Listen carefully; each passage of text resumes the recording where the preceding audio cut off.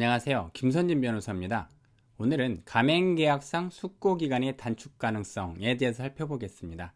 이 변호사, 가맹거래사의 자문을 받는 경우에 숙고기간이 단축될 수 있는가 라는 점에 대한 것입니다. 문제점 살펴보겠습니다. 이 가맹사업법상 기존에 정보공개서 등의 제공 의무가 있었죠.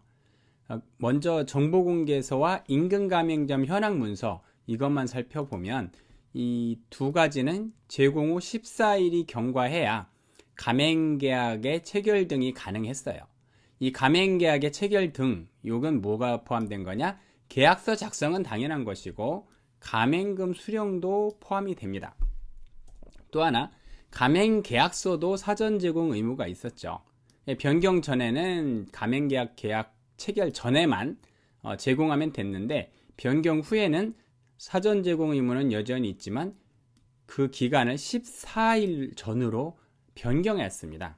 이런 이유는 이제 2017년 4월 18일에 가맹사업법이 변경되면서 발생한 건데요. 정보공개서나 임금가맹점 현황문서는 기존과 동일한데 이 14일 이전에 제공해야 되는 것으로 가맹계약서가 추가된 것이죠. 그러다 보니까 숙고기간이 단축이 가능하냐 이런 문제가 생겼습니다. 무슨 얘기냐면 변호사 등의 자문을 받은 이러한 경우에는 숙고기간 즉 14일이 7일로 단축이 됐었죠. 그리고 이 단축이 되면은 가맹계약을 체결하거나 가맹금을 받을 수 있었는데 가맹계약서가 추가된 2017년 4월 18일 이후에도 숙고기간을 단축해서 가맹계약 등의 체결이 가능하냐 또는 이것이 안 된다라고 하면은 그것이 가맹사업법 위반이냐 이런 문제가 발생하는 것이죠. 검토 순서는 숙고기간의 단축 규정에 대해서 기존에는 어떠하였고 변경 후에는 어떠한지에 대해서 살펴보겠습니다. 그리고 나서 가맹계약서 관련 규정의 숙고기간이 어떻게 되어 있는지 이 부분을 살펴보고요. 단축 규정은 있는지 그 다음에 현행 가맹사업법상 숙고기간의 단축 가능성 요거에 대해서 살펴보겠습니다. 먼저 정보공개서 등 제공 의무의 존재에 대해 살펴보겠습니다. 자, 가맹계약 체결 전 또는 가맹금을 지급받기 전에 제공해야 될 서류에는 정보공개서와 임금가맹점 현황문서가 있었죠. 그리고 가맹계약서가 있었습니다. 그리고 또 하나 마지막으로 예상매출액 산정서가 있었죠. 근데 예상매출액 산정서는 100호점 이상의 경우에만 신경을 쓰면 되기 때문에 이 근본 유튜브에서는 취급하지 않겠습니다. 자, 먼저 정보공개서와 임금가맹점 현황문서입니다. 이것은 기존부터 14일 전에 제공해야 되죠. 14일 전에 제공을 해라. 그러면은 14일이 너무 길으니까 단축할 수 있게 해줄게. 가맹점 사업자에게 피해가 없는 범위 내에서는 단축할 수 있는데 그 피해가 없는 게 뭐예요? 자, 가맹점 사업자가 가맹거래사나 변호사 등 전문가의 자문을 받아라. 그러면은 14일 동안 고민하지 말고 7일 정도 고민하고 계약을 체결할 수 있게 해주겠다. 이런 취지였습니다. 따라서 이 숙고기간이 지나기 전, 즉 원래는 14일, 전문가의 자문을 받은 경우는 7일이 지나기 전에는 가맹계약 체결하면 안 되고 가맹금 수령도 안 되고 수령과 유사한 의미를 갖는 예치조차 안 되는 거죠. 하여간 계약을 체결하거나 돈을 받거나 이런 걸 하면 안 됩니다. 근데 가맹계약서는 좀 달라요. 가맹계약서는 기존에는 1일 전 제공이었습니다. 그러니까 뭔가 가맹금을 받는다든가 가맹계약을 체결한다든가 이런 일이 있기 1일 전에 했어야 되는 것이죠. 1일 전에 하기만 하면 또 문제가 없었습니다. 그런데 2017년 4월 18일 이후에는 이게 1일이 아니라 14일로 바뀌었어요. 동일하게 14일 전 제공으로 바뀌었습니다. 이렇게 변경이 됐어요. 그런데 문제는 뭐냐면 숙고기간이 단축이 없습니다.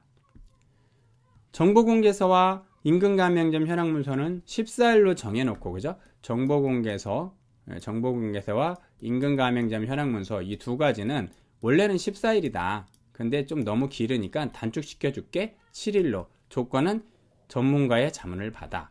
그런데 가맹계약서의 경우에는 처음에는 1일이었어요. 1일이었다가 이것이 변경이 되면서 14일로 늘어났죠. 14일로 늘어났어요. 그런데 단축이 되느냐? 여기가 안 되는 거예요. 자문 받아도 안 되는 이런 문제가 생겼습니다. 그래서 가맹계약서는 14일 전에 제공을 하고 그 이전에는 가맹계약 체결, 가맹금 수령, 예치 아무것도 하면 안 된다. 하면 가맹사업법 위반이다. 이런 내용이 되는 거죠. 자, 숙고기한 단축 가능성에 대해서 다시 살펴보겠습니다. 가맹계약을 체결하기 전 또는 가맹금을 지급받기 전에 우리가 제공해야 될 서류가 뭐예요? 정보공개서, 임금가맹점 현황문서, 가맹계약서. 정보공개서와 임금가맹점 현황문서는 초창기부터 있었고 한 세트로 움직입니다. 그러나 가맹계약서는 좀 다른 의미를 가졌었죠. 그래서 제공기간이 얘는 애초부터 14일, 얘는 하루 전에 제공하면 됐어요. 그런데 얘는 14일이지만 7일로 단축시켜줬죠. 그런데 얘는 하루 전에 했다가 14일로 늘렸습니다. 늘렸는데 문제는 뭐예요? 이 7일로 단축이 되느냐? 이제 요게 관건이 됐던 거죠. 숙고기간 단축 여부 원칙 14일이고요. 전문가의 자문을 받은 경우 이러한 경우에는 7일로 단축해주겠다. 뭐만? 정보공개서와 임금가맹점 현황문서는. 그런데 가맹계약서는 14일로 늘렸으면서 단축하는 규정이 없습니다. 그러니까 단축이 안 되는 거죠. 결론적으로는 어떻게 됩니까?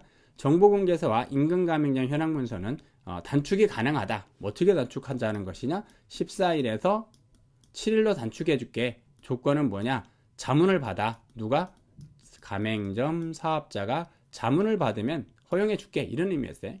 이렇게 안 예뻐. 자문. 그런데 이제 계약서, 가맹계약서 같은 경우는 원래 1일이었던 것을 14일로 늘려놨죠. 그리고 이거를 7일로 단축할 수 있느냐라는 말에 대해서는 그런 규정이 없다. 단축이 안 돼요. 그렇기 때문에 결국은 가맹계약서의 입장만 놓고 보면 어떻게 됩니까? 14일이 지나기 전에는 가맹금 수령이든 가맹금 예치든 가맹계약 체결이든 아무것도 안 되는 거예요. 그러면은 자, 결론적으로 어떻게 돼요? 우리가 제공해야 될 거는 이 3종 세트예요. 정보공개서, 그 다음에 임금가맹점 현황문서, 그리고 가맹계약서예요. 그래서 야, 단축하자라고 해서 자문을 받았어요. 자문을 받았더니 자문 결과 어떻게 됐어요? 자문을 받았더니 자, 여러분 그 가맹거래사한테 가서 정보공개서와 가맹계약서 이런 거 가지고 가서 자문을 받으세요 라고 했어요. 받아왔어요. 그랬더니 자, 여기는 원래 14일인데 7일로 단축시켜 줄게. 근데 가맹계약서는 어떻게 된 거예요? 똑같이 자문을 받았는데 그냥 14일인 거예요. 7일로 갈 수가 없어요. 그러니까 만약에 7일 이내에 가맹계약을 체결하면 어떤 거 위반이에요? 정보공개서와 임금가맹점 현황문서는 적법하지만 가맹계약 체결은 가맹계약서에 관해서는 적법하지 않은 거죠. 그런데 초창기에 제공해야 될 게 정보공개서, 임금가맹점 현황문서, 그리고 가맹계약서이기 때문에 가맹계약서에 관해서 법을 위반하면 전체적으로는 하나라도 X가 있으면 안 된다. 즉 가맹사업법 위반이 되는 거죠.